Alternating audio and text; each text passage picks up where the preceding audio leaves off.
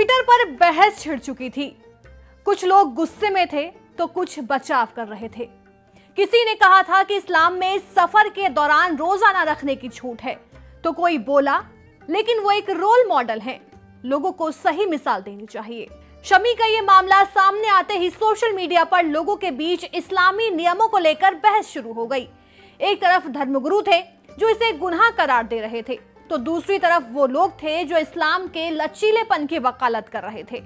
कांग्रेस की शमा मोहम्मद कहती हैं कि कर्म सबसे जरूरी है, तो भाजपा नेता मोहसिन रजा बोलते हैं यह अल्लाह और बंदे के बीच का मामला है, इसमें दूसरों को बीच में कूदने की कोई जरूरत नहीं।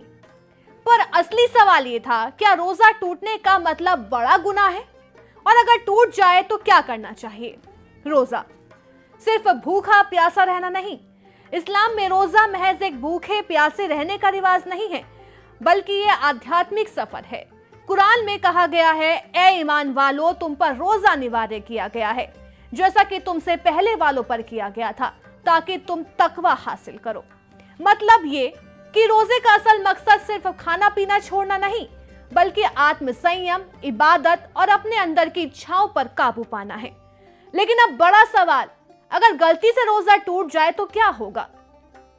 रोजा टूटने की वजह और उनका हल।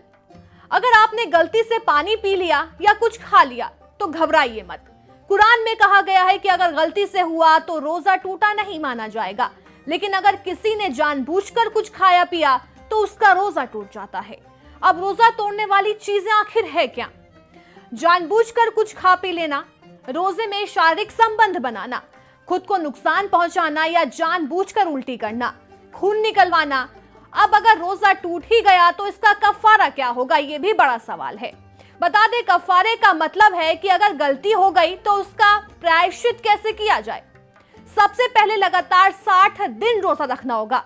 बिल्कुल सही सुन रहे हैं आप, लगातार बैक टू बैक 60 दिन। गरीबों को खाना खिलाना।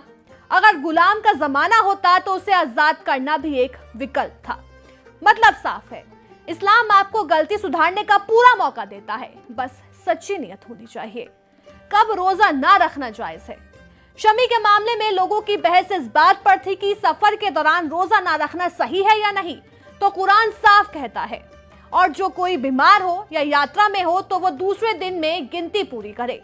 यानी अगर आप सफर में हैं, बीमार हैं, गर्भवती हैं या ऐसी हालत में है कि रोजा आपकी सेहत को नुकसान पहुंचा सकता है, तो आप इसे बाद में पूरा कर सकते हैं। अब सवाल यह भी उठता है कि क्या शमी ने सही किया या गलत?